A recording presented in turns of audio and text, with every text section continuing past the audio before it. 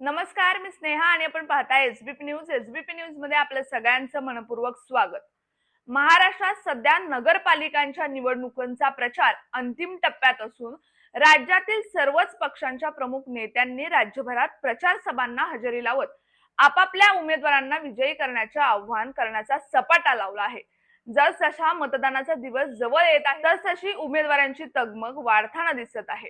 अनेक नगरपालिकांमध्ये इच्छुक उमेदवारांची संख्या जास्त असल्याने काटेकी टक्कर पाहायला मिळत असून एक एक मतासाठी उमेदवारांकडून प्रयत्नांची पराकाष्ठा सुरू असल्याचा प्रत्येक क्षणाक्षणाला येताना दिसतोय.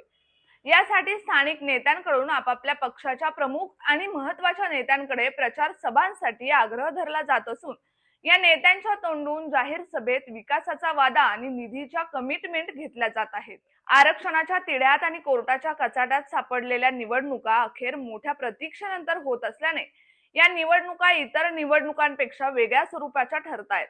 त्यातच पुणे जिल्ह्यातील नव्याने स्थापन झालेल्या मनसर नगर पंचायतीची ही पहिलीच सार्वत्रिक निवडणूक आहे. या निवडणुकीत अध्यक्षपदासाठी तब्बल 6 उमेदवार तर नगरसेवक पदासाठी तब्बल 67 उमेदवार रिंगणात आहे.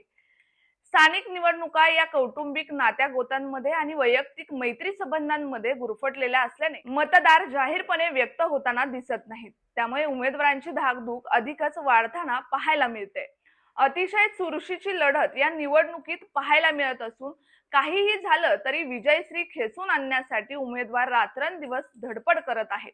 याच पार्श्वभूमीवर काल मनसर येथे राज्यात दोन्ही उपमुख्यमंत्र्यांच्या सभा पार पडल्या. भल्या पहाटे कामाला सुरुवात करण्यासाठी प्रसिद्ध असणारे उपमुख्यमंत्री अजित पवार यांनी सकाळीच मनसरला हजेरी लावत राष्ट्रवादी काँग्रेस आणि भाजप युतीच्या उमेदवारांसाठी विजय संकल्प जनसभेला संबोधित करत मतदारांना आपल्याच उमेदवारांना निवडून देण्याचे आवाहन केले. तर दुसरीकडे राज्याचे माजी मुख्यमंत्री आणि विद्यमान उपमुख्यमंत्री एकनाथ शिंदे यांनी त्यांच्या शिवसेनेच्या उमेदवारांसाठी महाविजय निर्धार सभेला हजेरी लावत आपल्या उमेदवारांना निवडून देण्याचे आवाहन केले. दोन्ही उपमुख्यमंत्र्यांनी आपापल्या पक्षाच्या आणि युतीच्या उमेदवारांसाठी मतांचा जोगवा मागत असताना कोट्यावधींच्या विकास कामांची आश्वासने दिली, शाश्वत विकासाचा वादा केला आणि आपापल्या शैलीत विरोधकांचा यथेच्छ समाचारही घेतला.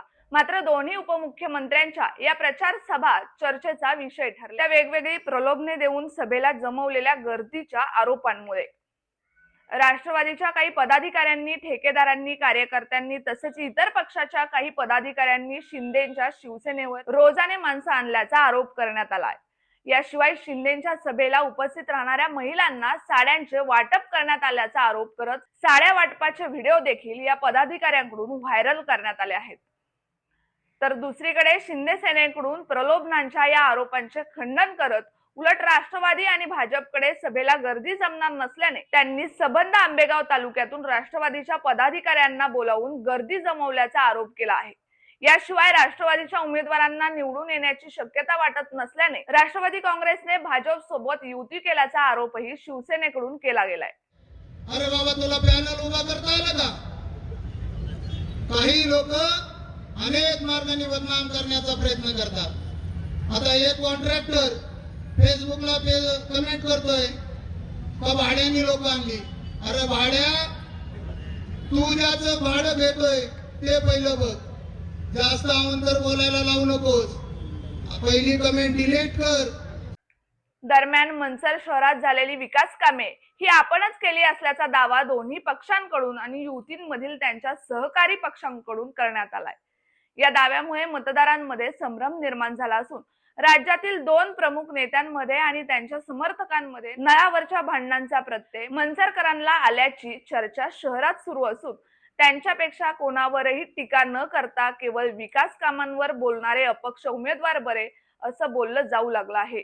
दरम्यान साम दाम दंड भेद असं काहीही करून या निवडणुकीत विजय प्राप्त करायचाच अशा स्थितीत अनेक उमेदवार असून त्यांच्याकडून दिल्या जाणाऱ्या प्रलोभनांना बळी पडून शहराचे नुकसान करून घेण्यापेक्षा तसेच या प्रस्थापित भांडकुदळ नेत्यांच्या हातात सत्ता देण्यापेक्षा एखाद्या विकासाभिमुख आणि स्वच्छ प्रतिमा असणाऱ्या उमेदवाराच्या हाती सत्ता देऊन विकासाचे भागीदार होऊ अशा मानसिकतेमध्ये मनसर शहरातील मतदार असल्याचे चित्र निर्माण झाले आहे. यामुळे ही निवडणूक ऐतिहासिक ठरणार हे मात्र नक्की.